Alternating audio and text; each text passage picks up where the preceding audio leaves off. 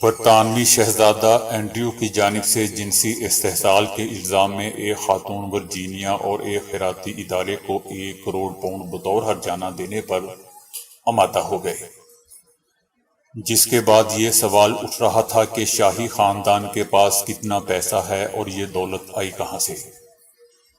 شاہی خاندان کے کل اثاثوں کی مالیت 28 ارب ڈالر کے لگ بھگ ہے، جس سے پتہ چلتا ہے کہ یہ خاندان دنیا کے امیر ترین خاندانوں میں شامل ہے۔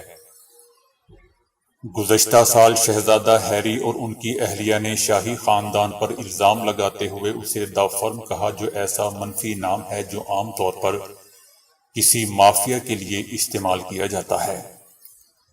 تاہم یہ نام نیا نہیں اور کئی عشروں سے استعمال ہوتا چلا آیا ہے۔ شاہی خاندان کے اثاثے صرف انگلستان میں نہیں بلکہ دنیا بھر میں پھیلے ہوئے ہیں۔ آگے بڑھنے سے پہلے اگر ہو سکے تو لائک اور سبسکرائب کا بٹن ضرور دبا لیں۔ شکریہ۔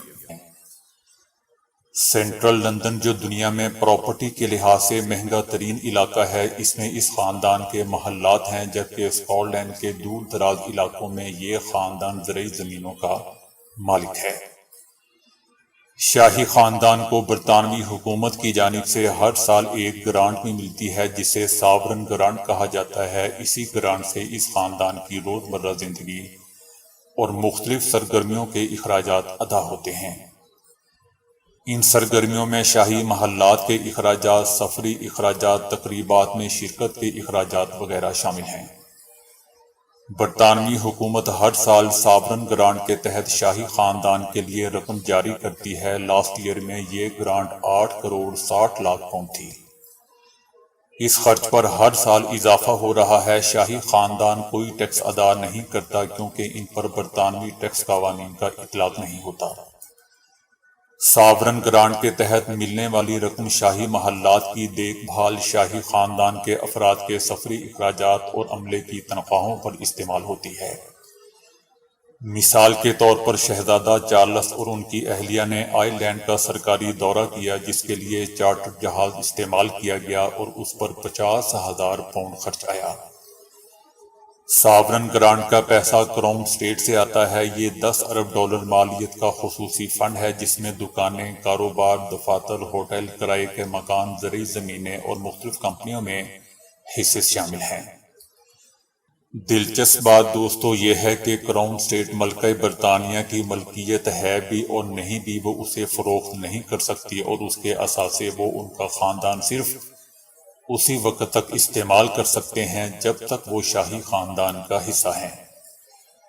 شاہی خاندان کی آمدن کے کئی دوسرے ذرائع بھی ہیں اور ان کی ذاتی جائیدادیں بھی ہیں۔ ملکہ کی ذاتی جائیداد میں ان کے آباء و اجداد کے چھوڑے ہوئے محلات، گھوڑوں کے فارم، زرعی زمینیں، باغات اور دوسرے اثاثے شامل ہیں۔ اس کے علاوہ ملکہ کے پاس زیورات اور جواہرات کا بڑا خزانہ بھی موجود ہے، اور آرٹ کے انمول فن پارے اس کے علاوہ ہیں۔ یہی نہیں بلکہ ملکہ کے پاس نایاب ٹکٹوں کے دنیا کے سب سے بڑے ذخیروں میں سے ایک موجود ہے۔